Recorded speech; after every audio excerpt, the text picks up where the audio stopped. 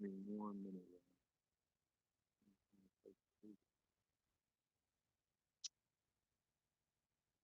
Apple Music,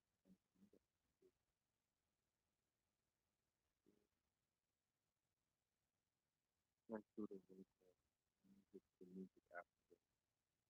Love and light to the family. Peace, love and light to everyone in the building. That's what the family feeling. This is episode 92 of Melanin Monday.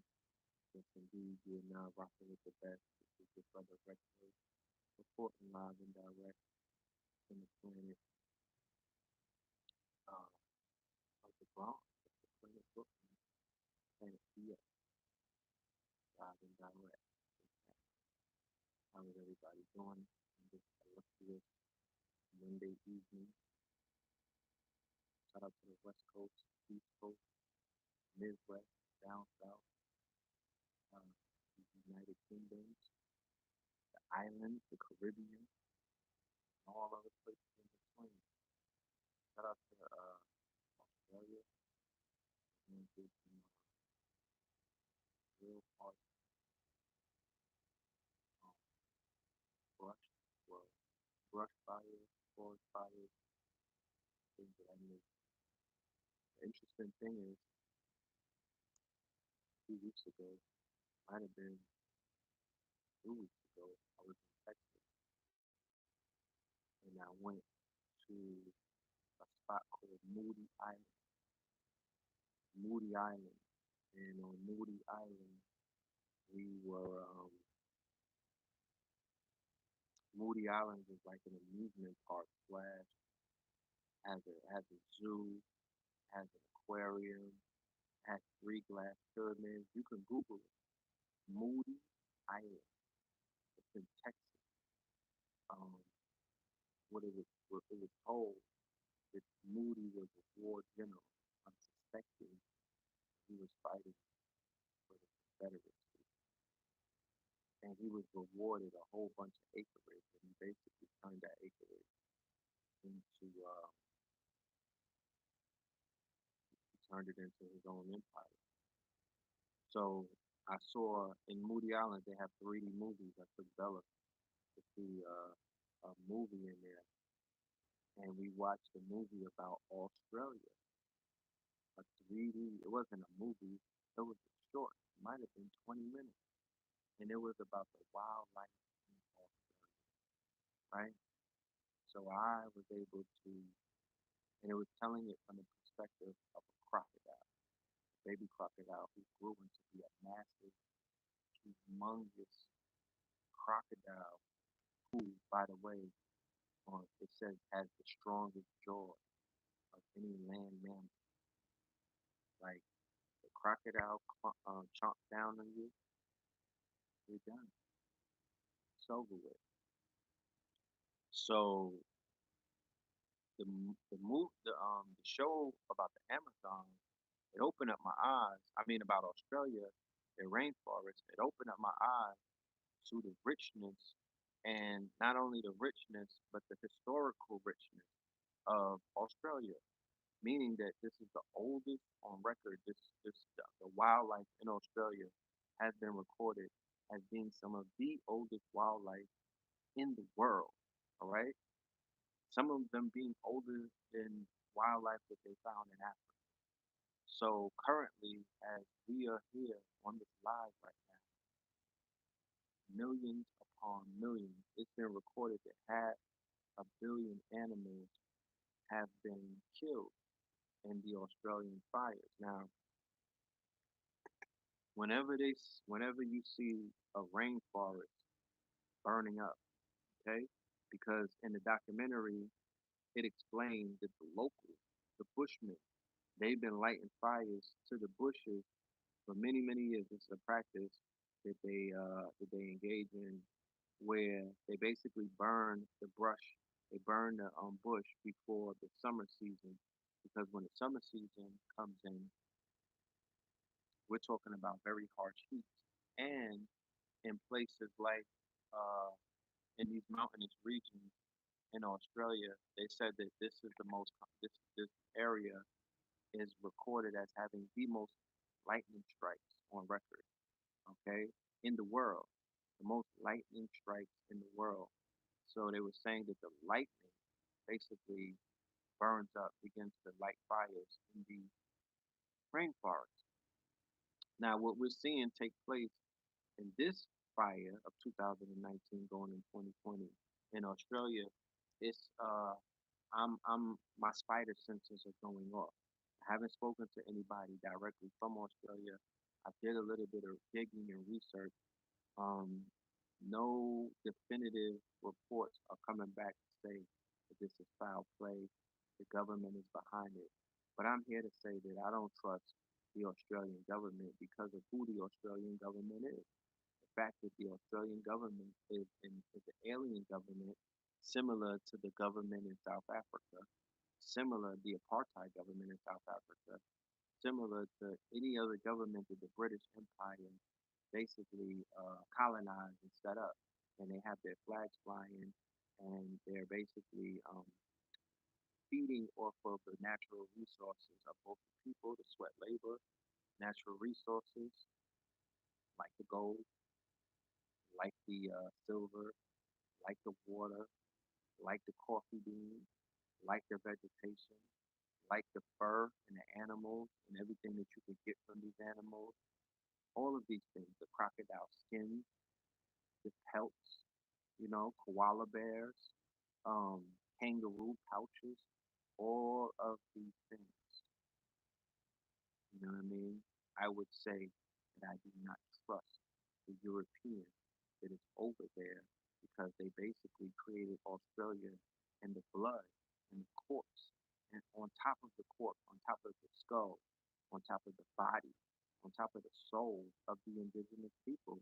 And they've been holding them down ever since with their feet on their neck. Now, whenever you see a rainforest burning up, always consider the fact that there was civilization inside of the rainforest. As quiet as kept, and as it's not, contrary to popular belief, everyone has not ditched the mud claw and the lion claw to put on a pair of jeans and skip on down to the city and whatnot. People are still inside of the rainforest. If you Google it right now, don't take my word for it. Go and do a little bit of backup research. 30 million inhabitants of the rainforest were currently living in the rainforest in the Amazon before the fires took place. Like I said before, fires in the rainforest are something that's being controlled essentially by the indigenous people of said rainforest. And it's been contained, and everything's been able to be controlled, right? A controlled chaos. But when the government gets involved, when the ranchers get involved, like the chicken ranchers and the beef ranchers who want to graze the land and open up the land for commerce, they want to open up the Amazon to do business like Amazon. And those people have other plans, and those plans do not involve indigenous people, none whatsoever. So this is a nefarious version of gentrification. This is gentrification by ways and means of scorched earth. Okay, it's a more aggressive gentrification. It's a more passive. It's a more aggressive versus passive, passive, passive aggressive economic warfare or passive aggressive gentrification. Passive aggressive gentrification is Becky and Ken, you know what I'm talking about? Moving into your neighborhood, smiling at you, you know, uh, waving at you, acknowledging you, invisible man and woman, you know, giving you the acknowledgement, that you so, so much seek. You seek it. You feel me? You seek acknowledgement from Europeans to do what? To inflate some of your egos, to make you feel worthy, to make you feel valued. Because value or cost is the value that one puts in a product, in a product, right? The way that we arrive at a cost is based off of value. And value is a construct. Value is an agreed upon price, or value is an agreed upon, um, metric that we give things value. Remember, black people, not all of us, but most of us. What do we have? We have the Midas touch. What do you mean? I mean that we have the Midas touch. Those of us, the melanated ones, the ones with the golden aura, the ones who are, are just different. We touch certain things and we turn them into gold. Case in point, there are a plethora of musicians out there who, prior to, their fame and their fortune, they were considered to be starving artists, living out of the back of the car, drunk, broke, you know what I mean? Whatever. They get with a manager, they get with a label, they get discovered, they put their hands on something, they go into a studio, they either the management or the A&R or the label head, they have a song that someone already wrote or referenced, or these artists go in the studio and they do it off the top of their head, like a Cambada and many of the great artists that I've witnessed in my life. They just go right in and go right off the top of their head, or they go off with a paper. And what they do is they have the ability to take something out of nothing and turn it into something. They could take a 16 bars of words that just rhyme that, your parents or your grandparents would scoff at and be like, what's that secular music? That ain't about nothing. You know what I mean? These people could create poetry out of pain and put it on a beat and then make that $1 billion song, $1 million song, $1 trillion song. This is possible. You have individuals of all colors. It's not a black thing, but I'm speaking about the power that we have as quote unquote the Midas touch. There are TV stations like ESPN. I've watched the origin story of some of these big stations like Fox. You know what I mean? Some of these big stations like NBC. And one of the things that saved NBC when not Saturday night. Well, one of the things that saved Saturday Night Live when it was failing and falling was a man by the name of Eddie Murphy, who came in at the when it was basically dying out, and he gave him the Midas touch. He touched that network, and that network would breathe life into it. Then right after that, there was a black man out of Philadelphia by the name of Bill Cosby. He came in on a Thursday night and he gave it the Midas touch. And off of the touch, because I'm identifying the Midas touch, meaning that usually in our situations with our people, when it comes to the European, they're not walking you into a ballroom where there's fine china and chandeliers and the party was already set off. Like they're not walking you into a white gala ball or black tie affair. They walking you into an empty ballroom, nigga, and you're gonna be the one who gonna do the sound check. You're gonna start revving shit up. You're gonna pour drinks and everything, and then it gets popping. And then they make you find. Then they make you feel like you're the valet, or you came here late when you was the one that set the party off. You was the one that got out there and started doing the shoot dance, and then they all got on the dance floor. It was you from the beginning. ESPN, garbage, basuda. It was trash. Nobody was watching ESPN. Nobody believed in ESPN. What set off ESPN? Wasn't it the Thriller in Manila? I believe it was the Thriller in Manila. Hold on a minute, cause I don't even see I don't even see the comics. I don't see that. I don't know what's going on. Let me pull it up on the two. But ESPN basically was popped off because of our Midas touch. Our people put their hands on that. You understand? The basketball league, Nike as a failing sneaker company, it really wasn't being checked for like that.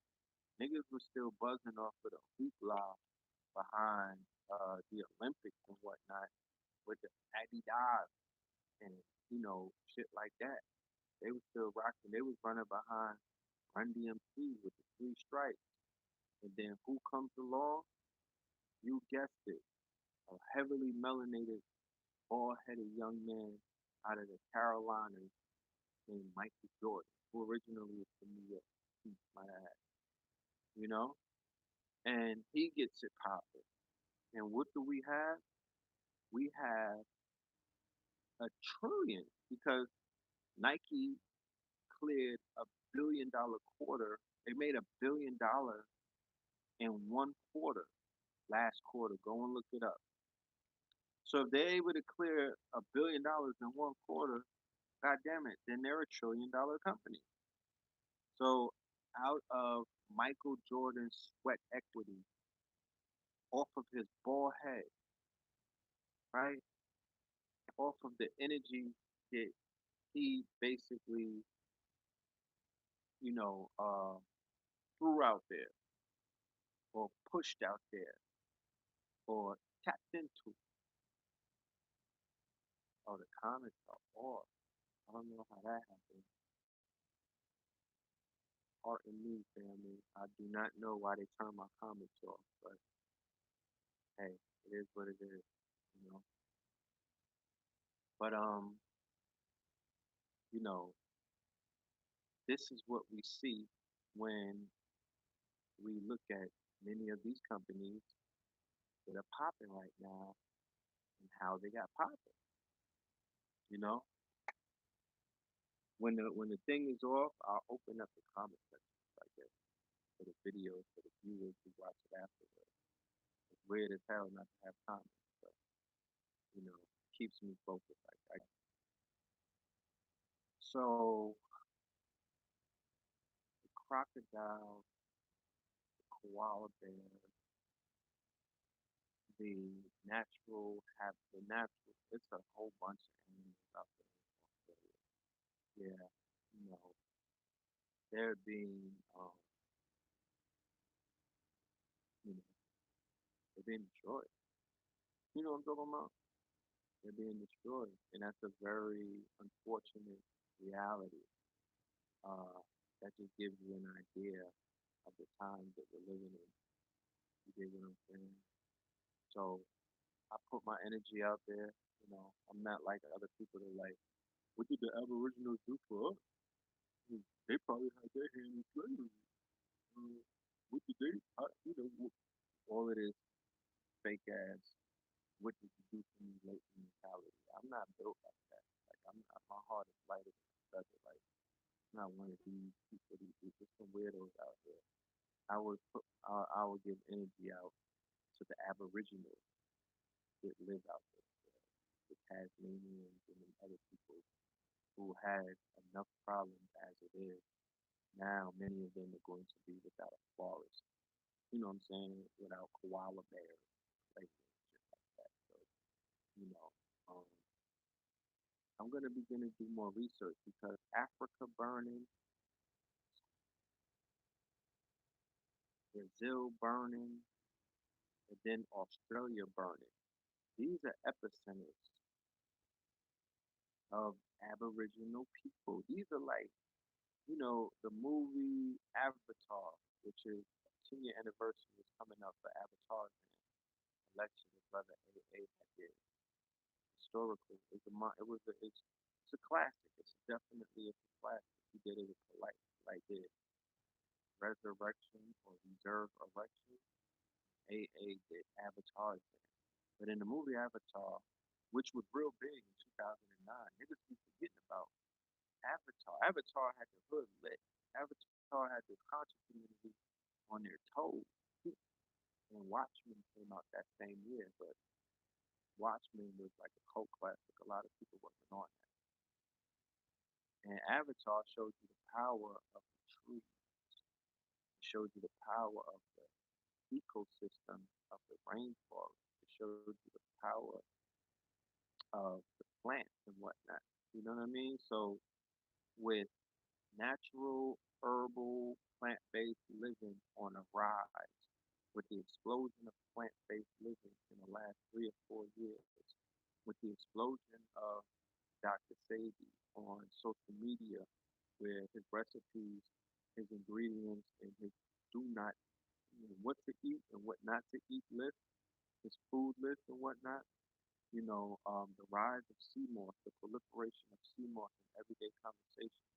I guess a lot of these things are causing people, you know, uh, to begin to panic. Now, I'm not going to get into the conspiracies and say that, there's a group of Europeans or conquistadors that are in a room that are deciding to burn up rainforests all around the world. But I don't believe in coincidence either. So I'm looking at it from a perspective of is the great divine speaking through signs? Is this a warning sign? Is somebody trying to tell us something? What exactly is in place? Because it deserves to be analyzed. All of these habitats of ancient. I mean, for the people who believe in any form of occult magic, for the people who understand, have knowledge about anything dealing with the occult. You know, one of the most sacred places is the forest. One of the most sacred places is the forest. You're talking stargates. You're talking just the sticks, just the woods, just the forest, just forest magic. You know, any of the traditions dealing with going from Palo, dealing with the sticks, going all the way into voodoo, dealing with how they how instrumental nature is, how instrumental the forest is, how instrumental trees, dirt, wood, what I'm talking about. And when you look at Santeria, you look at all of these different things, the obia, all of these are dealing with herbs, they're dealing with the forest, they're dealing with the sticks. You know what I'm saying? Even with Celtic magic, even when you deal with the Black Forest in Germany, what they were over there doing, this is important, too, you know? So I'm going to look more into it. Definitely going to look more into it. Um, Tonight's episode uh, is entitled Fear 2020. We're going to go over some of the things that are taking place in the news right now, and we're going to briefly breeze over a little bit recap of American Gods Part 3, 3-hour lecture that took place on Saturday night. I want to give, first and foremost, a resounding thank you, um, a resounding hands together emoji to everybody who showed up and supported and was a student in the classroom that night. Okay, a lot of information. I didn't realize there was so much video when I was putting it together. There was a lot of video. Um, you know, I was attempting to update the family to The Watchmen and to American Gods season two. So there's videos where they're going over the season, introducing you to characters, the subtitles for American Gods Part 3 is Black Gods Matter. I showed how shows, two of the top TV shows, two of the top productions of 2019, which was American Gods Season 2 and The Watchmen Season 1. Both of these shows were prominently featuring melanated characters as God figures, right? Very powerful God figures.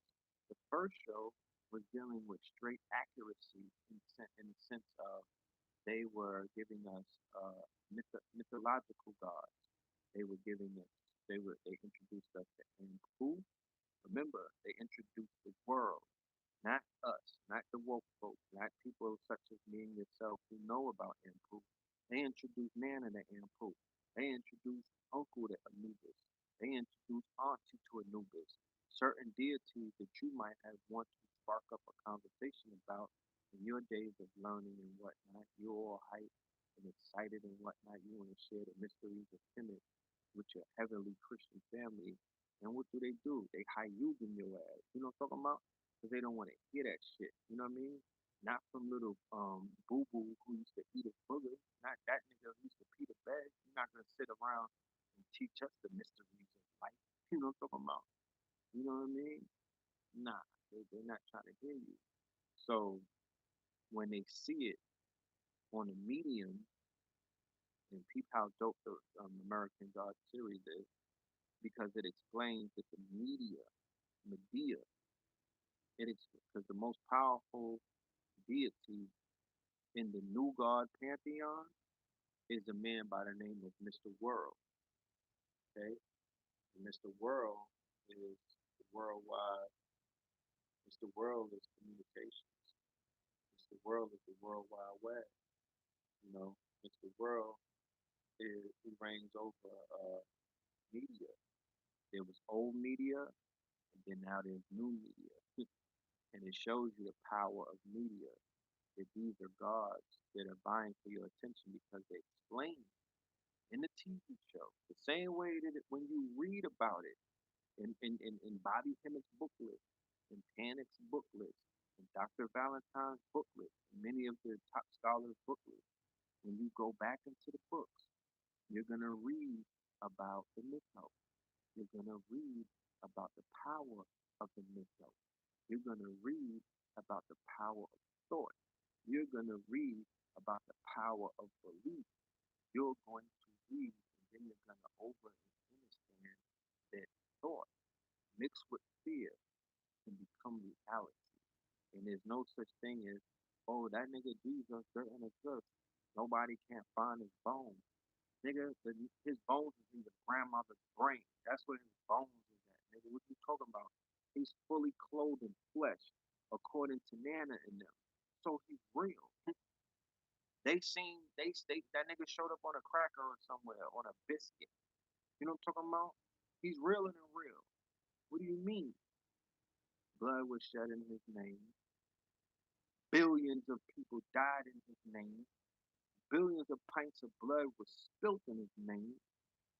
He, when you bust a nut and you look on the wall, that nigga is receiving all of that energy because he's looking at you in pale blue eyes, smiling at you. Because when you're not in the house, guess what your wife is doing while Jesus is on the wall looking at her? Okay? So that nigga's real.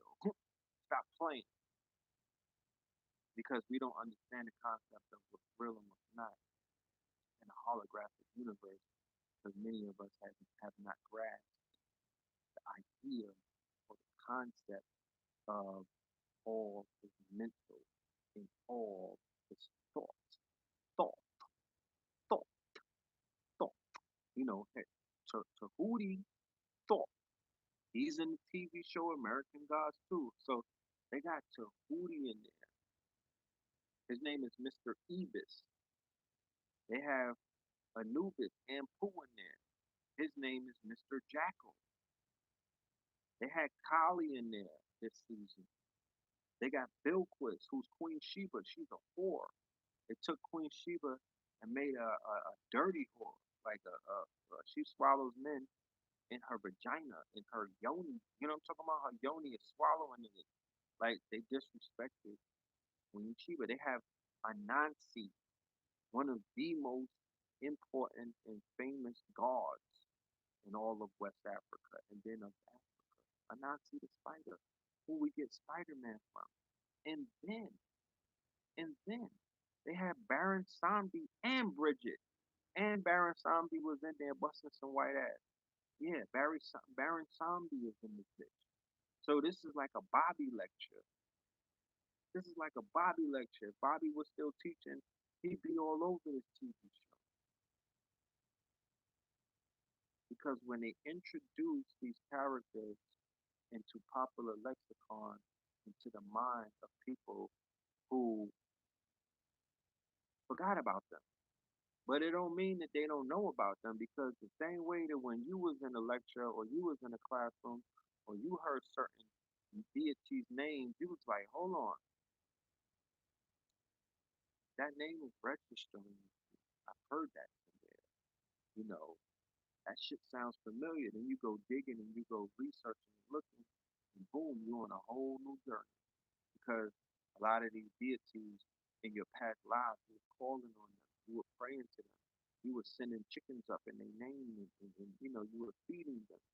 So you are them.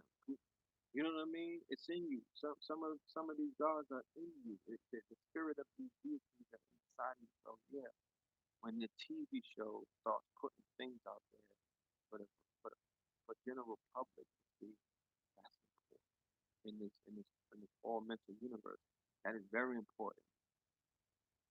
You have people who only think because of the fear that the church put in them. They only they cannot fathom another God. It is completely foreign to them. It is the shit is scary to them. It's something that if they admitted to another God or if they admitted to another deity other than Jesus, it would feel almost as if they were cursed. You have people who are so selfish, so greedy, so poor because they live in so much lack, because their minds are so scarcity driven that they only can fathom one God. And he has to have blonde hair, and he has to have blue eyes, and he has to look like a man. They can't fathom a God that's just light. They can't fathom a God that don't got no color. They can't fathom a God that don't got no gender. They can't fathom a God that don't have no agenda. No, this nigga have to be white, or he got to be black. He gotta have a beard. You know what I'm talking about? He gotta be a man. He can't be a hermaphrodite. You know what I'm talking about? He can't have a yoni and balls at the same time. And he gotta have an agenda, and his agenda has to push your weak ass into a power position because obviously you're not in one. And that goes for the white folk who need Jesus for this fake sense of superiority or authority and whatnot, where you can't stand on your own two pink toes, right? And this goes for niggas too, who need somebody outside of themselves to make them feel like they're like they're warranted, like they're wanted. You know what I mean? Like they're powerful, like they have some kind of fucking strength outside of the strength that they're born with. Yeah, these are for both of them. These are for both of them because as we can see, this fake construct of race, it's really not about race. It's about dumb niggas and people that's not dumb. You know what I'm talking about? And dumb niggas comes in all flavors of the rainbow. It's Baskin Robbins with these niggas. It does not matter. It does not matter the pedigree, the stock. It don't matter the Pantone. You know what I mean? The hue, the complexion, from albino to motherfucking Acon blue, nigga, and all in between. It doesn't matter. So there's two people on this planet. It's those that know and those that don't. That's it. You know what I'm saying? That's it. Don't get trapped in the mentality of, it's only us. It's just us. You know, yes, this is a race and we run into the finish line. But the closer that you're gonna get to the finish line, the closer you get to the finish line, this shit begins to melt away. I'm gonna let you know that from the gate. You know what I mean? We'll further expand on that one other day, but furthest you get to the finish line, nigga, all of this shit starts becoming a blur. Please believe it's those that know and those that don't know. It's those that do and those that don't do. It's those that will do and those that won't do. Niggas out here that won't do nothing. You gotta know that. You gotta know that. You have to be aware of that and you gotta be comfortable with that. Like, don't put your faith none of these people hands. You got people, you see it right now. I don't have to, it's not speculation. I'm not in the school of speculation. I'm in the school of demonstration and manifestation. And I'm saying this. You have black men, grown men. These ain't no teenagers, y'all. These is not dumb niggas. These ain't teenagers, these grown men, all, all on the couch, ready to lace up their Timberland. You know what I'm talking about? Put on their fatigues and jump out of somebody else's 747 into a whole nother country that they never been to in their life, never planned on going to, don't know nothing about, don't know the history, don't know their gods, don't know the spiritual power of these places, but these niggas want to parachute like this is Call of Duty because they heard the Call of Duty by their masters. They heard the dog whistle while they was watching the fucking Saints play the goddamn who's that? The Vikings. While they watched the Vikings and the Saints, they heard the dog whistle. Uncle Sam is calling these niggas to come out of the motherfucking shed and come and play with them. He's throwing, that nigga's throwing, he's pitching, he's fetching these niggas. He's throwing sticks and he's telling these niggas, go and get it. And what's the stick? A new Camaro. You know what I'm talking about? I'm gonna excuse you niggas student loans. We're gonna pay off some shit that you niggas should be. You should have figured it out before you got the loan. You was supposed to strategize how you was gonna pay that off. But you want to go and invade another country. You want to go and carry on imperialism. You want to go and be the motherfucking lapdog.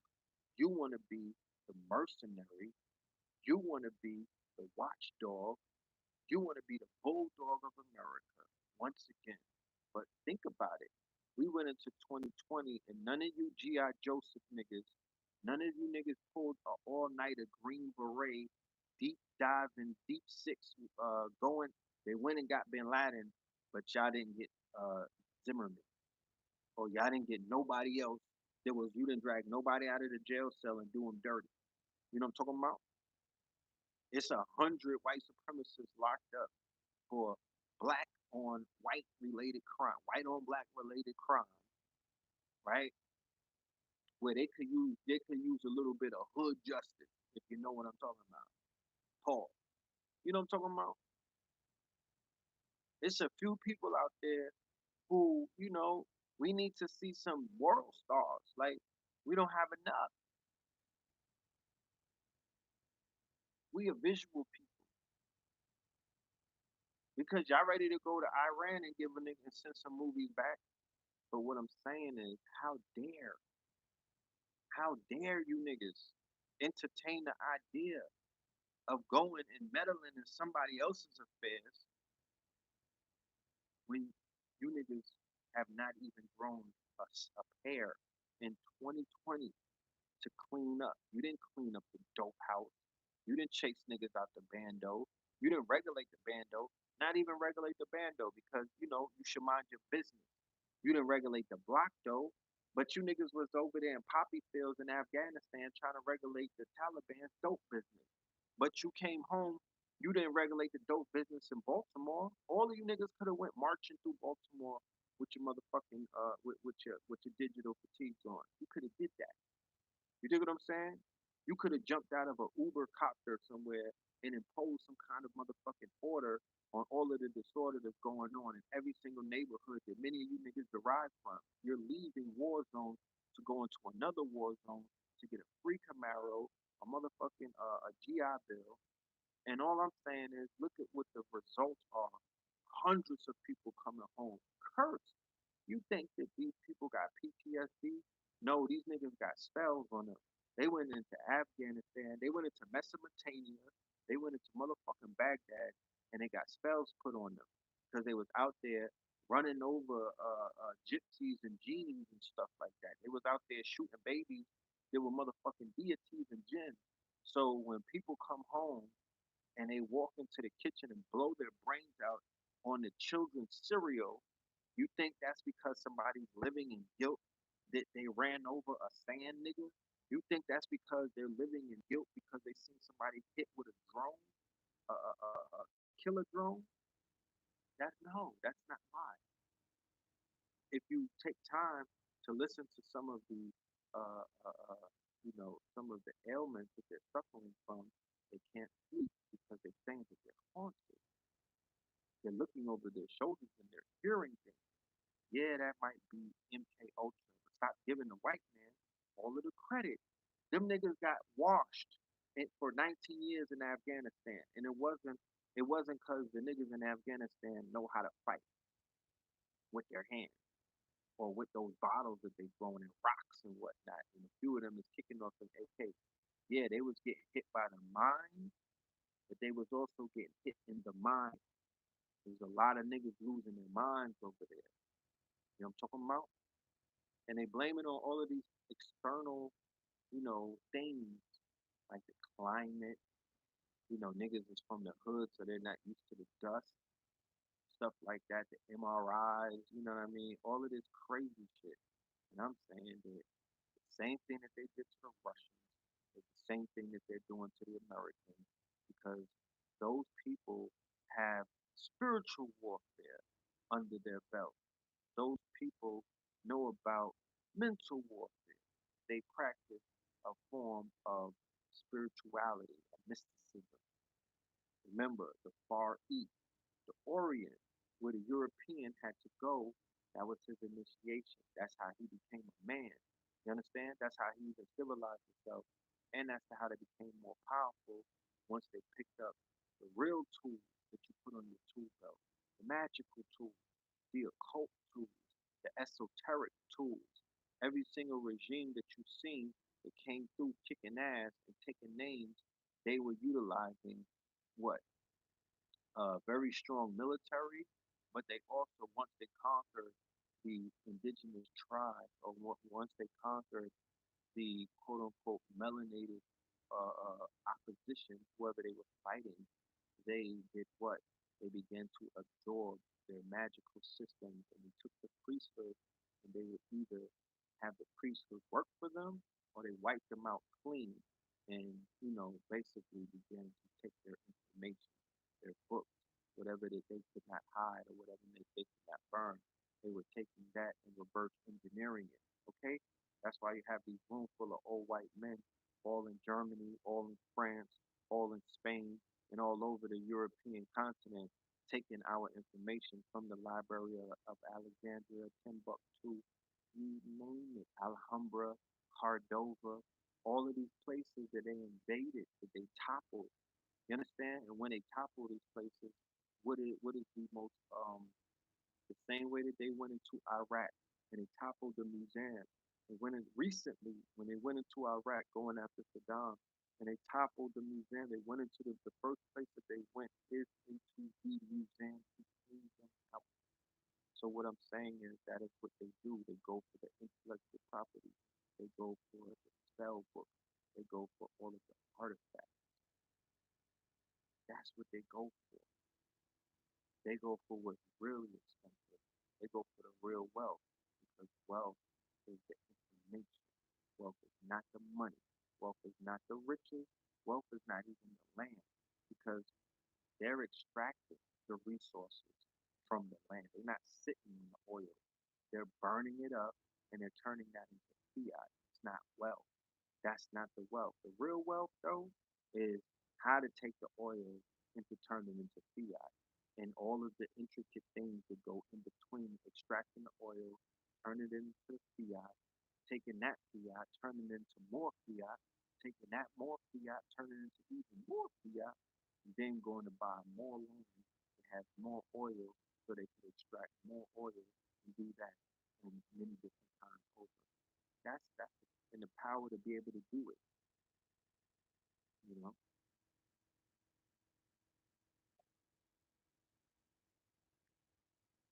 to me, wealth is a plan.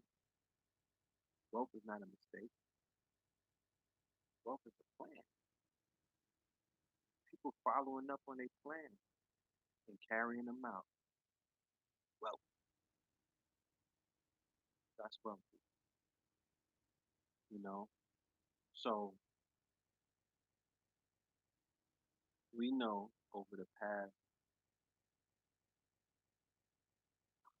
8 years, they've been prepping and they've been priming black people with fear.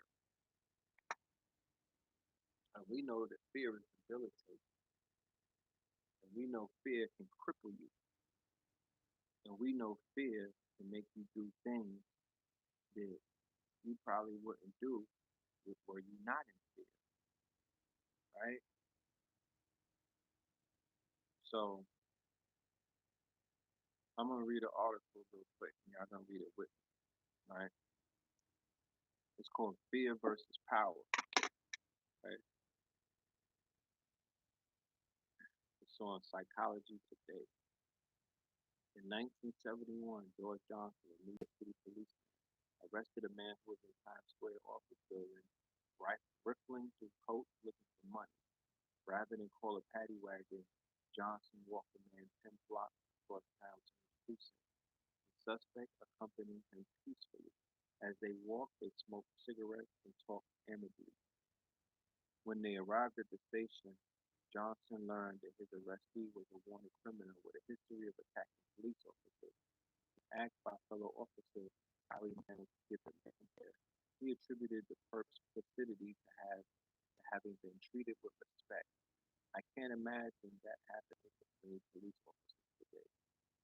America's police departments are increasing in size and becoming militarized, which is ironic because crime has been on a 20-year decline. America's police are also becoming more aggressive and bully-like. They are wearing paramilitary garb and gear. They are kicking down doors at the wrong houses, shooting innocent dogs, and routinely beating suspects with excessive force. The small town of Doraville, Georgia, a suburb of Atlanta, once celebrated in song as a touch of country in the city, has even gone so far as to purchase a military tank for its SWAT team. According to copblock.org, from 2009 to June 10th, 5,986 reports of police misconduct have been reported. 382 fatalities were linked to misconduct, and 347,455 have been spent in related settlements and judgments. All of this police brutality is a symptom of a greater problem. My concern is with those who aspire to jobs with built-in power and prestige. I am concerned because I believe that the more power an office holds, the more ruthless, that is, lacking in empathy, are the people who are attracted to it. I'm only referring to government jobs and political offices because those positions hold a monopoly on legal force. I am concerned about what may be the motivation behind the desire to hold these jobs. I've been a student of motivation for more than 3 decades. I can think of thousands of motivations that tempt us daily: love, hunger, sex, comfort, health, status, and so on. However, the top motivator is fear. It is such a strong driver of our behavior that it may also form the basis for every other motivator in our lives. Fear is a prime motivator because it is rooted in our childhood experiences and it moves us subconsciously. David Richo, author of When Love Meets Fear, states, when we notice a connection between our present fears and their origins in early life, we are finding out how much power. I believe there is a correlation between fear and the amount of power people seek. An individual's motivation for power is to acquire control over his environment. A certain amount of controlling behavior is a healthy, natural survival instinct, but after a point it becomes harmful. When that happens, normal survival is no longer the motivator. Underlying the quest for power is fear, and the desire for power in personage, the more control over their environment they believe they need to feel safe. When they seek out public office, this becomes a problem because those who use power to assuage their own fear also use fear against others to bolster and maintain their power. Citizens who are also fearful support the power monger to the detriment of all. Now, if this doesn't tell you that Donald Trump will be reelected by a landslide, and why that will happen, then I don't know what to tell you. First of all, the fact that he got impeached, was under impeachment, right? He's about to go to the thing, but he creates a war in the middle of that. And then there's things in the Constitution that says that a president cannot be impeached during times of war. First, that should let off a little warning sign. Secondly, like the article is explaining to you, the more fearful a person is, the more control over their environment they believe they need to feel safe. So there's this thing going on in New York City right now, right? Look, they even had a little march, right, for the Jews. Amazing show of support and solidarity.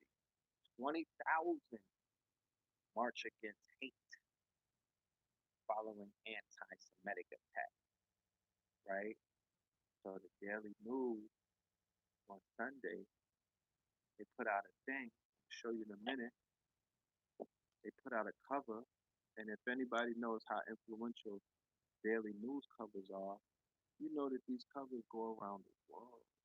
I've been around the world. Like I was in the UK, and I saw the Daily News out there, right in the hotel with USA Today and a few others, right?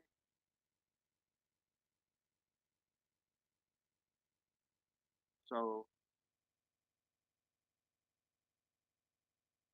let me look for the cover real quick.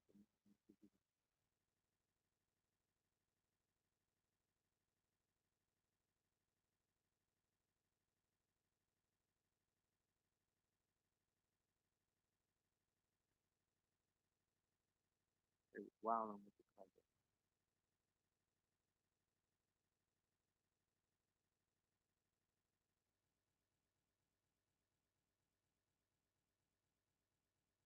Yeah, Sunday. What's today's date? Six, seven.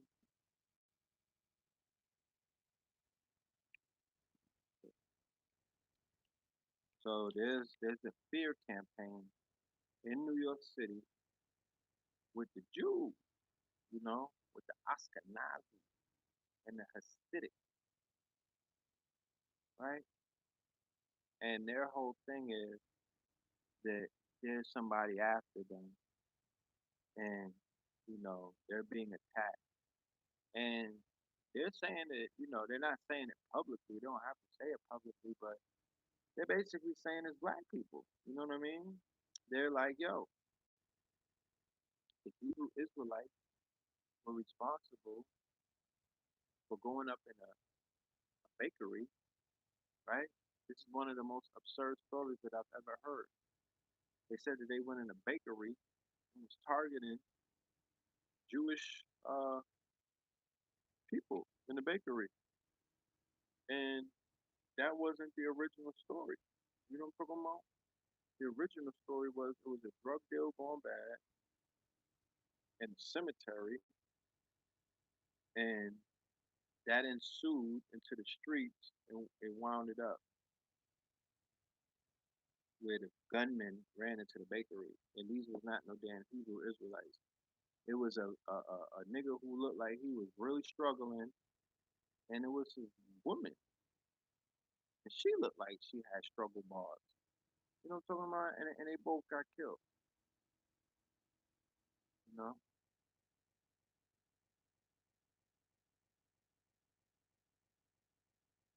give me 1 minute. I'm trying to find the cover. Thing messing my months. It's January 5th.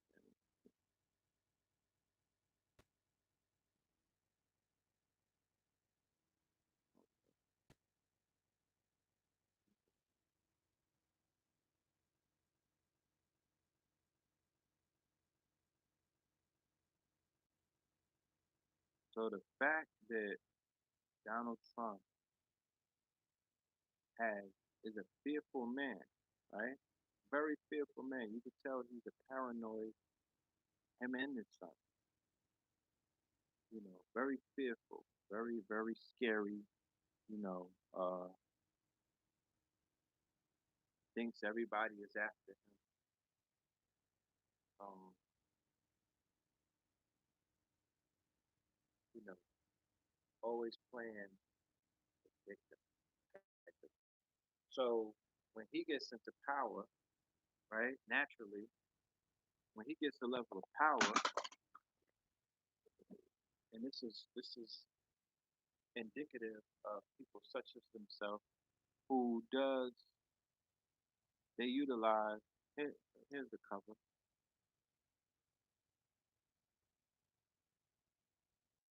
There's an anti-Semitism crisis, the return of fear, right? Spate of attacks against Jews, right? So Jews are having the worst week ever in New York, it appears, right? And I'm saying that that's propaganda, you know. I'm saying that's a crock of shit, you know. I'm saying that nobody's bothering the damn Jews, you know. If they got shit going on to them, they gotta ask themselves, what are they doing to attract negative energy? I could tell you a million things, you know. Um, I don't know. I don't know what to say about that. You know what I'm saying? Niggas die every day and shit happens. You know what I'm saying? Yeah, people getting clipped and shit happening to them. Well, welcome to the club. Shit happening to us. You know, we got shit that we need to worry about. So, you know, we're not getting all of this kind of coverage. We're not getting front pages and all of this crazy shit. They're denying that anything is happening to us. They're telling us the same thing that I'm saying. Grab your own nut, suck it up, and you'll be okay. You know, but having these marches and pushing this narrative and having media, which is Jewish control, begin to, you know, play this pity party song and blow this trumpet, you know, you're going to begin to incite a lot of people into further levels of fear. These people will be willing to do anything that the city of New York or the Trump administration throws out there as a Hegelian dialect, say, well, let's do this, or let's do this, or let's do it this way, right? And they'll be reluctant to say, you know what, for the sake of curing our fear, right? Because this is the other incident that took place last week. Five stabbed at rabbi's house on Hanukkah. Suspect is arraigned, right? The story behind this story is real crazy.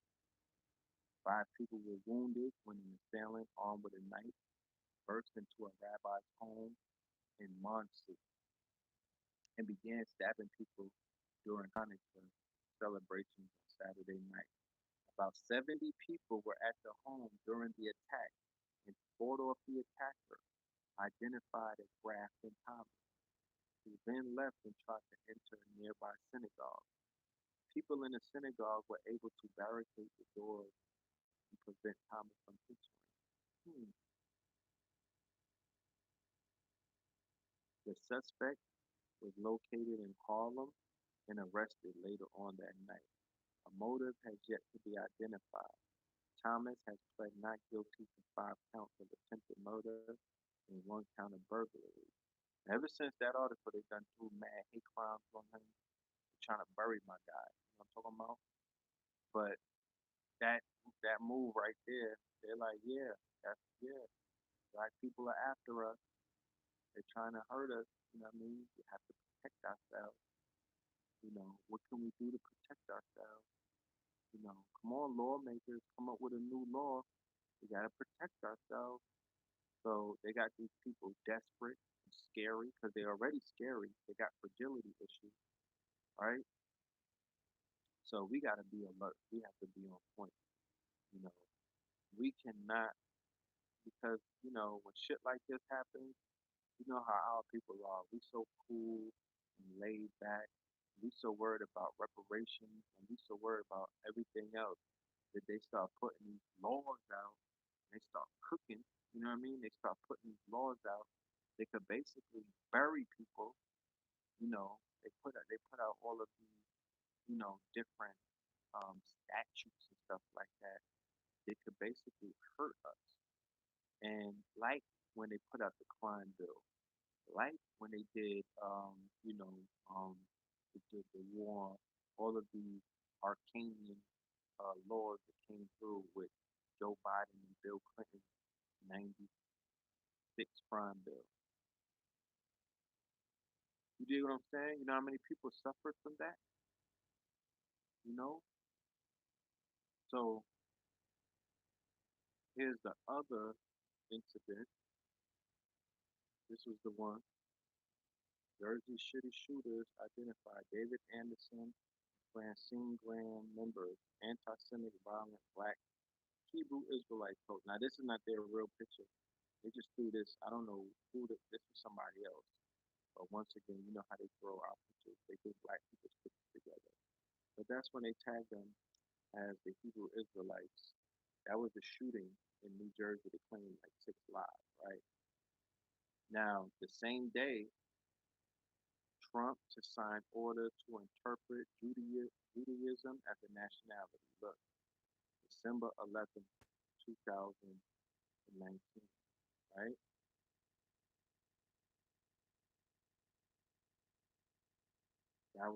This was December 11th, 2019, the same day.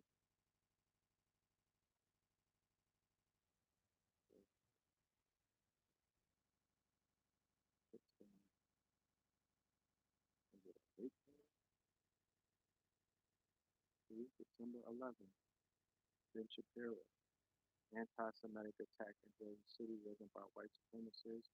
Can't be blamed on Trump. It was by black Hebrew Israelites, a fringe, non-Jewish group that sees actual Jews as fake Jews. This means no national conversation on anti-Semitism, right?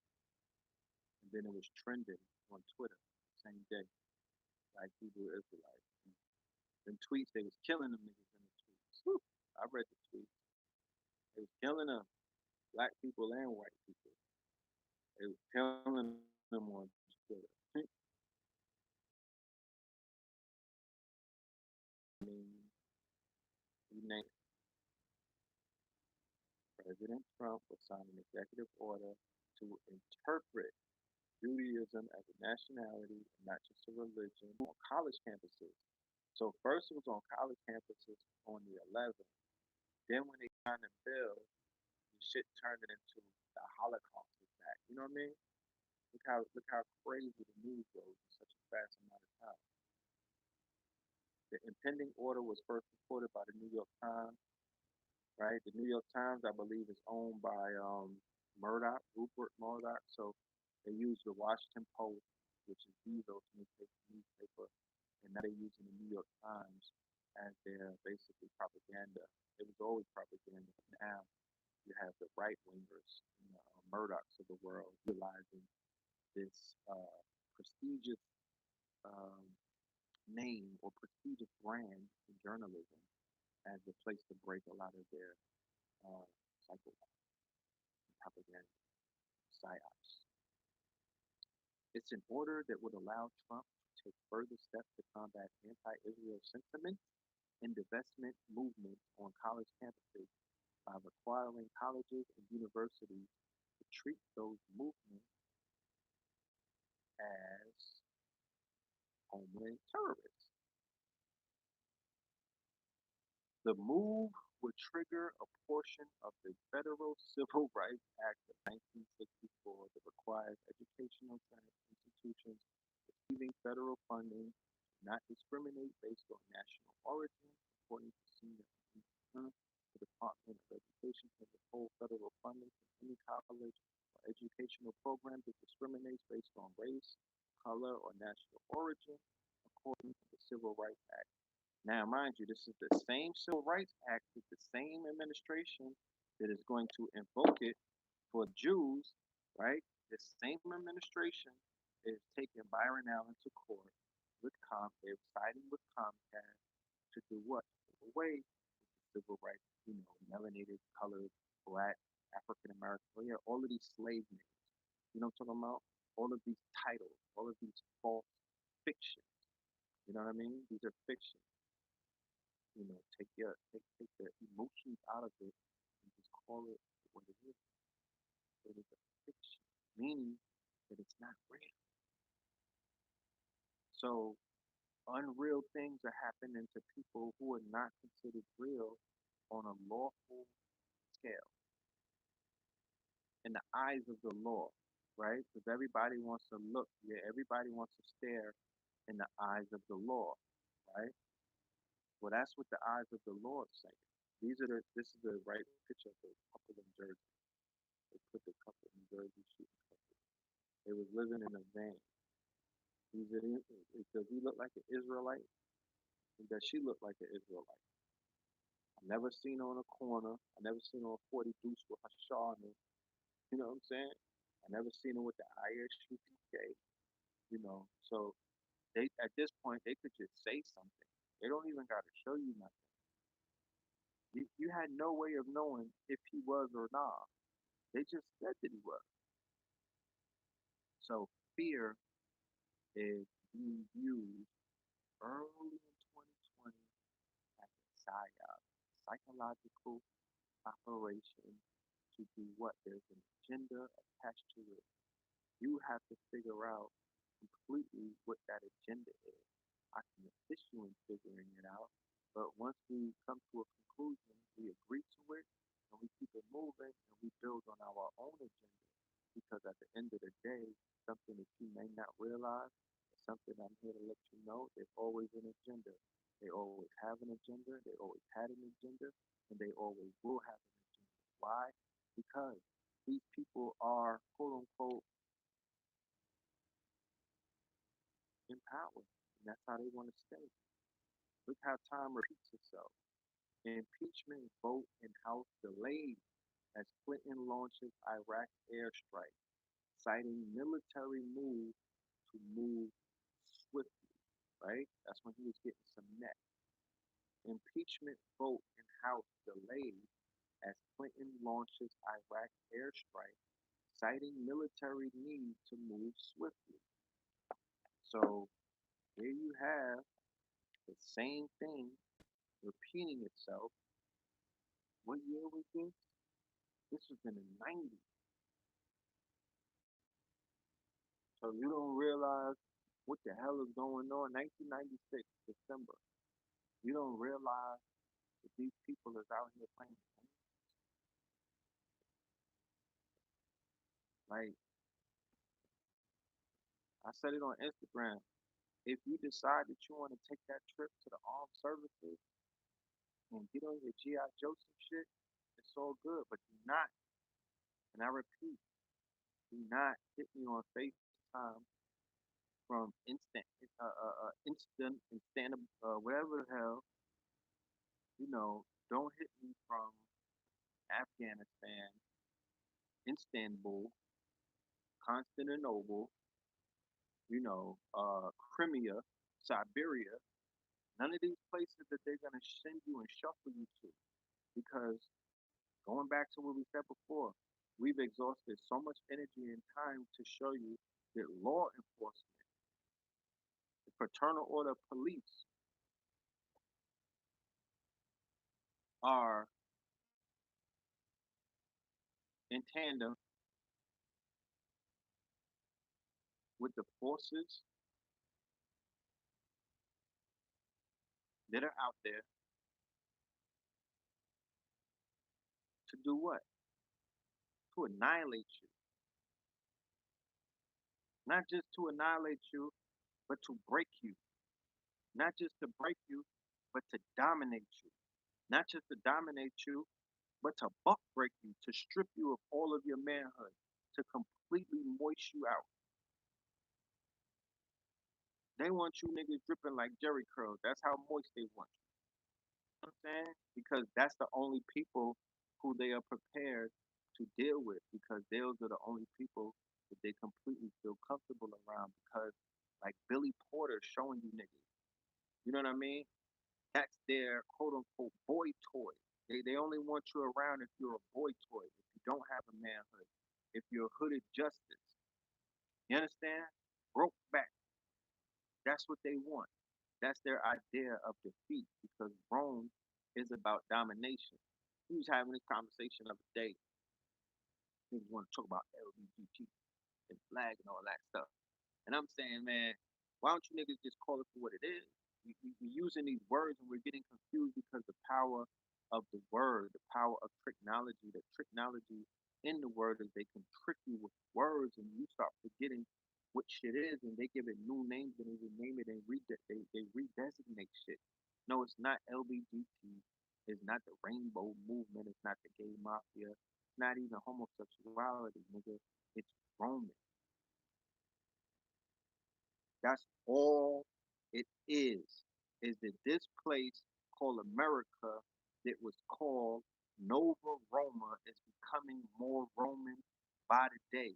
And because they gave niggas a flag and they redesignate Romanistic activities as LBGT, you bird ass niggas, right, is running around perpetuating that, but it's really Rome. It's Roman, it's Greco Roman activity. America is becoming Rome faster than you niggas can say Hannibal. Okay? And that's what's happening. Everything is showing you that. What is it? Oh, pedophilia. They want the babies. Nigga, that's Roman. Oh, there's kidnapping going on in the black. Bring back our girls. Nigga, yeah, that's Roman. Oh, they're locking black men up. Yeah, my brothers, my people is in the bean. Free the homies. Yeah, that's Roman. Oh, the police is going ham on niggas and there's a death squad. They out here killing niggas. Yeah, that's Roman. Oh, the church is crooked. The Pope is crooked. He out here mushing bitches and all of this stuff. And they raping little boys. Yeah, that's Roman. Huh? So I'm talking about, oh, I got the designer on. I'm dirty, nigga. My shit is mad tight. My nuts can't breathe. Yeah, that's Roman. Huh? Talk back to me. You know what I'm talking about? Oh, niggas is out here selling out for 30 pieces of coins and silver. You know what I'm talking about? You could buy a coon. Yeah, that's Roman. I could go on for days. But I don't think niggas realize that all that's happening is that when in Rome, do as Romans do has become the marching cry for a lot of these weak niggas out here. And they're trying to say, oh, it's just love. I'm just in love. Huh? You really? Is that right? You know what I'm talking about? You wanna try that on me? Not gonna work.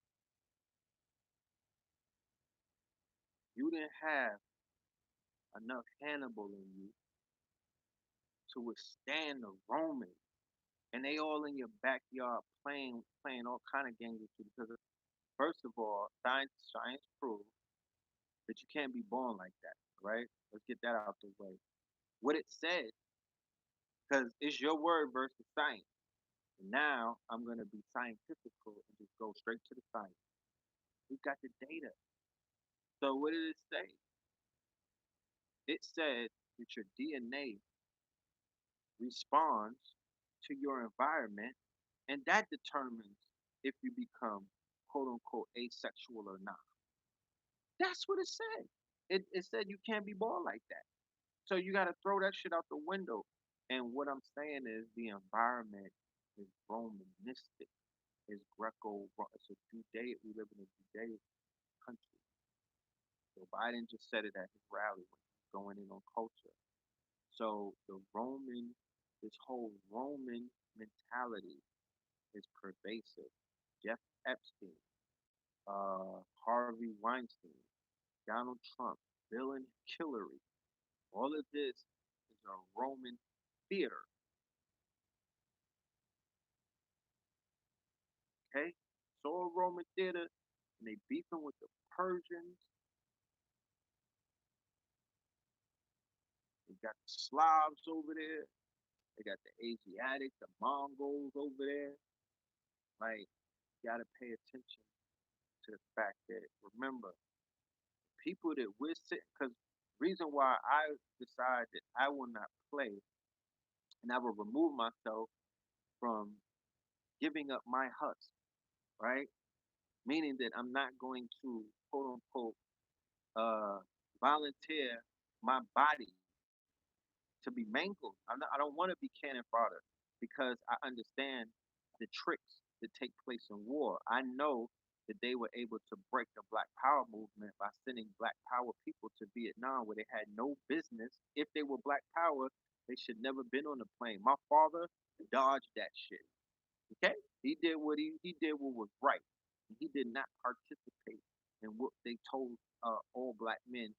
He didn't fall for the trinkets. He didn't fall for the bullshit, and he dodged that shit. Him and the homies, him and his team. They didn't go to the jungles of Vietnam. You know what I'm saying? He did not do that. So my whole thing is, well, I'm not Christian. I don't practice the Christian religion, nor do I identify Jesus Christ as my Lord and Savior. So therefore, what am I doing in Persia? What am I doing in Mesopotamia? What am I doing fighting a holy war? Because that's exactly what you're seeing. The white evangelicals who are silent minority in America, they're the ones who are firmly behind Mike Pence, right? Um, Firmly behind Donald Trump because of his fulfillment of biblical prophecy, because of what he's over there doing in Israel by moving the embassy into Jerusalem. He's fulfilling biblical prophecy. You saw the documentary, The Family. You understand what's going on at these breakfasts and whatnot, power plays. You understand these people in power who go around the world spreading the name of Jesus, but there's also agendas and political, all kind of agendas, political and social that's attached to it, right? So these people have the budget, they have the influence, they have lobbyists and whatnot, they have influence to start wars, they have control of economies and whatnot. And what they do is they do power to make that book that is controlling the world accurate, and because it's the Bible and the Quran. Because at the highest height, you can't tell me that they're not in cahoots with each other and Judaism. So at the highest of height, the Zionists, Rome, and the motherfucking and Tehran, or whoever some of the highest officials are in that whole Muslim, the Saudis and whatnot. Nigga, they all in a room together. You see it at the summit. They're not separate. Don't be fooled. So at the highest of the height, these people is all in bed with each other. And there's an agenda for reducing the population of the globe by half of its inhabitants. You know what I'm saying? By half of its inhabitants. So you're gonna say you mean to tell me that it's beyond China, Russia, Iran, and America, the same way that Iraq and Afghanistan, the governments were working with America. So the governments of Iraq and Afghanistan was like, yo, we're gonna send 10,000 crash test dummies into the desert. We're gonna send our undesirables to the front line. America says, well, we're gonna send our undesirables, the niggas that want free cars and all of them niggas that want something for nothing. Yeah, we got the send them niggas to the front line because those are the sacrificial lambs. Those are the ones who we want to get out of the way anyway, even if they do certain kind of psychological profiles on you. You going into the army and you talking about, yeah, I'm God. I'm a 5%er. You niggas is in the army with all of this, you know what I mean? With all of this shit giving you away. Oh, they got something. They're gonna send you to Siberia. They're gonna line you up. They're gonna put you right in friendly fire. They're gonna put you in the pathway of the drone. They're gonna have you as the nigga that's testing out to see if there's landmines. You keep playing with these people, but like I said, I'm not a part of the three religions. This is a three religion conversation. So for all of the brothers that are out there that are considered to be Christians or Muslim, you shouldn't even be listening to me right now. you should go ahead and sign up and fight that war because that war or the war that's coming, that's your war. This is all your glory. You know what I'm talking about? This is what you waited for. This is the shit that'll have you go to heaven and get neck from 70 verses. This is it. But I don't want to have that conversation because this don't got nothing to do with me or mine. Nothing that's around me is out here, worshiping Caesar Bourgeois. You know what I'm talking about? My daughter grandmother, she trying to hit her with some shit, but you know, we other than that, so this ain't on us. If you niggas think that you gonna run into Iran, did you see that funeral that took place for my guy? What's his name? Soleimani. If you think you're gonna run through Iran, then you niggas got another thing coming. I wish you all of the luck, all of the ashes in the world. You know what I'm talking about? I wish you all of the ashes in the world because you're gonna need it. You're gonna need it. That they martyred the big homie over there. He's a martyr. Some people are spiritual. Don't ever think dude, dude, dude was a shooter. He was a killer, straight like that. He was a straight killer. So he can be summoned. He's going to be there when the people fight their war. He's going to work for them. Like I'm suspecting that they have certain kind of skill that quote unquote black men don't have or won't or will not tap into, especially when they over there with American flags on them with Uncle Sam breathing down their neck. So good luck, because I know fear is debilitating, and they out here pushing buttons, pulling strings, and pushing people in a direction that they probably would never have went. You know, but you know, good luck. Definitely good luck. You know what I'm talking about? So we're gonna wrap this up. Like I said, the Watchmen, American Gods 3 is on video on demand. I haven't seen any cash apps from y'all tonight, and I appreciate that. Uh, if you enjoyed this presentation, you know what I'm saying? You already know what it is. PhilMoreland, money sign, PhilMoreland. Anything that's 20 and above, I will send me your email as well, and I will send you the American God presentation. It's about 3 hours long. If anybody wants to see it on video on demand, hit me with your email and the payment, and we'll handle that. We'll get it right to you. You know what I'm saying? Once again, like I said, everybody who was in the building the other night, Saturday, love and light to y'all, salute to y'all. Um, you know, we didn't do a Q&A at the very end. Uh, we did not do a Q&A. If you have questions, please feel free either to email them to me or we could do an IG live or we could even do a YouTube live. Like, if I got enough, if there's one, two, and three, but definitely the last one, three. If you have questions, let's arrange a session to where we could get to those questions. You feel me? This is show you some of the slides. You know what I mean? Give y'all an idea of what we were getting at. It goes Dr. Manhattan, Black Dog,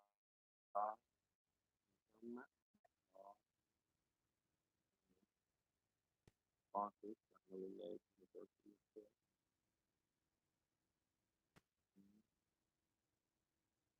We opened up talking about one of the most interesting and powerful genres that we have currently, which is Afrofuturism. You know, this is going to bring us into the future. These are some of the writers of Afrofuturism, mostly melanated writers, powerful pens. I explain the power of the writers and how the writers are tantamount, one of the most important tools of our people getting ourselves in a better place. It's not going to come from an actor. It's not going to come from a director because those people are being motivated. They're being instructed by the script. It's going to come through the script writers. It's going to come through the writing teams. If you Google Afrofuturism, these are some of the different stories that will pop up. Do your due diligence and research it, especially if you niggas is artists. All of that old, get on the wave. Tap into the wave. Stop using that excuse about, oh, I'm a product of my environment. I only rap about what I see. Well, you need to take some fucking drugs and see something new. You know what I'm talking about? You need to meditate. You need to take some shrooms, not drugs like drugs. I'm talking about medicine. You understand? Ayahuasca, psilocybin, magic mushrooms. You know what I'm talking about? Some DMT or something. And see something worth seeing. Not that stupid shit that you niggas keep talking about with the crack houses and all of that. I know there's a lot of people that's traumatized because of that shit, but we got to start talking about something else. These niggas was Afro going all the way back then. Let's be clear. This is Afrofuturism, okay? As weird as you may want to tag it, this is Afrofuturism. These are people who are non-conforming. They were talking about existence on another planet. They were speaking of being attached to the star system, Sun Ra, and the orchestra. You know what I'm talking about? These are Afrofuturists. They were able to see themselves in the future. These are black Afrofuturism comic books. You don't have to be riding on these European comic book characters. There's a whole universe of African or melanated comic book heroes that we could begin to write epic stories about. We could create our own. We have our own mythological figures, which is Shango. You know what I'm saying? Utilize the Shango story and create you a comic book character. You feel me? Comic Con Africa. You could take your you could take your character, you could take your comic books, you could take anything that you have in your imagination because in your imagination, your imagination is going to get you out of poverty. Your imagination is going to get you anywhere that you find yourself, whether it's in a Bentley or whether it's in the bottom of the ocean, bikini bottom. You know what I'm talking about? It's still going to be your mind. It's either a corrupted mind, got you fucked up, or it's going to be a brilliant mind, got your ass into Calabash somewhere, living next to the Kardashians because your intelligence lifted you out of poverty, right? There's no mistake. Nobody's just waking up rich or waking up with it with success. You know, black God, okay? Black God, not okay? Black God, not. They take our God and they make their own thing. There goes Baron, right? This is American God. There goes Mr. Anpu, right? That's Anubis, right? There's Baron Sabi and Disney. So they acknowledging the gods and Disney and all over. They teaching the children about them on Netflix and through Nickelodeon. But because they see them through a white lens, they take the power away from them. And they're not realizing these are black gods. These are black deities. These are black demigods. And they're telling everybody to be all Christian and everything, but they're running through the pantheon of gods, monetizing it, creating their own characters, making toys out of it, and here it is, niggas is still spooky.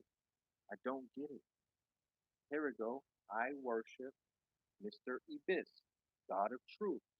Nigga, that's Tahuti. That's Tris McKiston. For the compendium, the brother Billy Carson wrote the book on Tahuti. Well, Tahuti is on TV right here, okay? Believe in Truth. Mr. Ibis, okay? Thought. Hermes Tris McKiston. Tahuti, So just the fact that Tahuti is in the show, if anybody knows, if people understand the power of who Tahuti is, and I'm not talking natural Tahuti. Shout out to natural Tahuti, Queen of Sheba. I'm talking Tahuti, Queen of Sheba. And then they got a Ilford, OMG, Ilford, goddess of love. You know what I'm saying? They got Cali in it.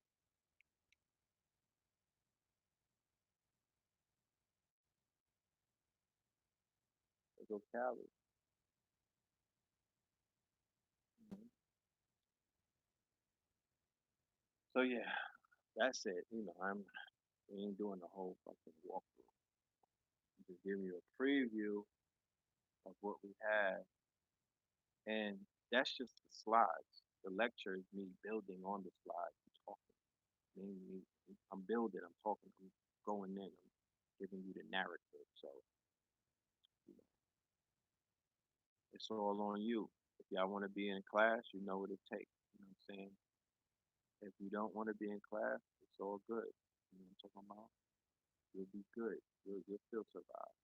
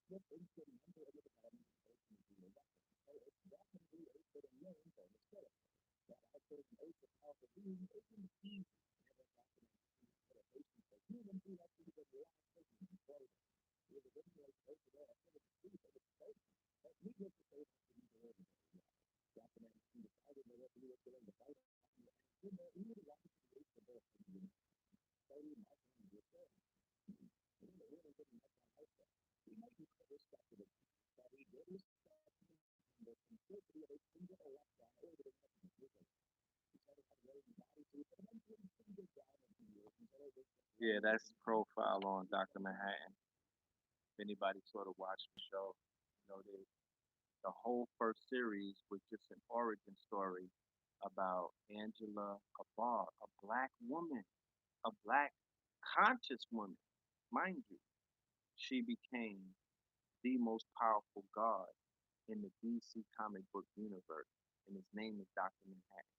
That video shows you how he's the most powerful god in the whole DC universe. There's no other person, no Superman, Batman, none of them. Nobody has more power than him. So they gave a black woman that kind of God power. So we're talking about symbolic literacy. We're talking about symbol literacy. We're speaking about what is your subconscious being taught when you go to sleep. You can't figure out what you just saw. What the hell is going on? What is that TV show about? What were they saying? Well, subconsciously, that your subconscious is picking something else up. It's not having a debate. It is not having a debate. It's learning something. So they are speaking through Edward Bernays. The documentary is called Century of Self, and the man's name is Edward Bernays.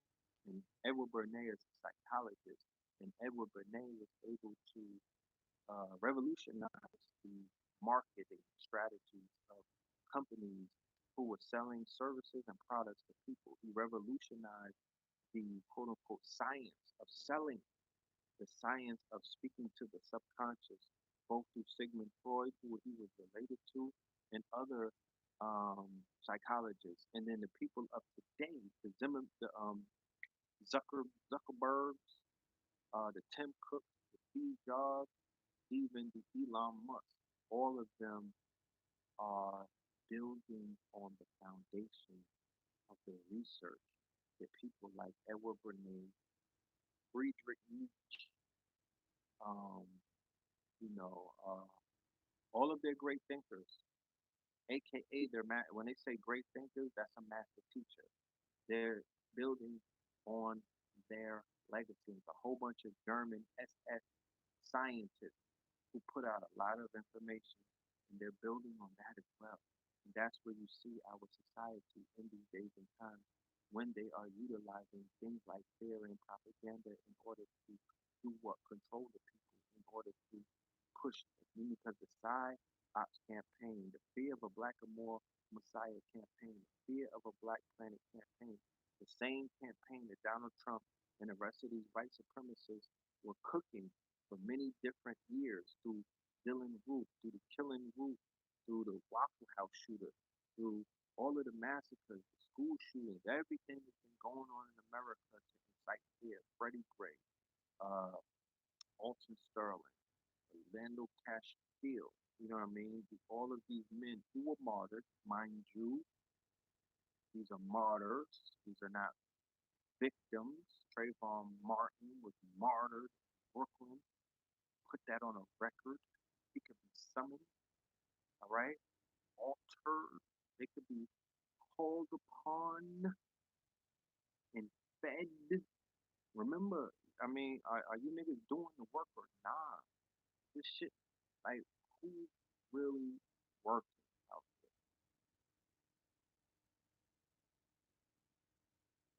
Let's have that debate. Niggas like throwing names around, but nigga, who's really working? Who's keeping up with these narratives and steering their people in the right direction?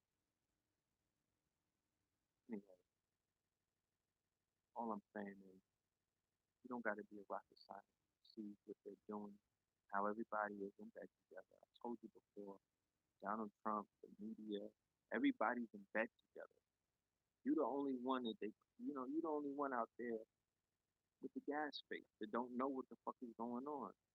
But I would say that even Iran, I mean, I don't put nothing past any of them because if they showed you in Syria how they're gonna play the game, everybody was double crossing each other. They were triple crossing each other. They were triple agents in Syria. So that was the beginning ground. That was the training ground for what they're going to roll out as a World War III. So prepare yourself. Don't be afraid. Don't get caught up in fear. Stop reading all of the stupid ass news. You know what I'm saying? And prepare yourself though. Put together a mental plan as to how you become the victor and how we become the victor at the end of the day and how we could build in the middle of all of the chaos. Because when something falls, something has to rise. And if you look at the Roaring 20, 100 years ago, mind state of the people and what they were preparing for, you keep in mind that World War II came right after that. And the teachings of Elijah Muhammad, the teachings of Noble Drew Ali, and the teachings of Marcus Garvey was able to survive through all of that fucking smoke. You get what I'm saying? Because they stayed focused and they stayed focused on the people. And they was not telling niggas to go fight for some goddamn European who don't give a damn about them. So with that being said, love and light to the family. I'll holler at y'all. Third Eye Thursday, we'll get back up. Tough Talk Tuesday with Group Coach.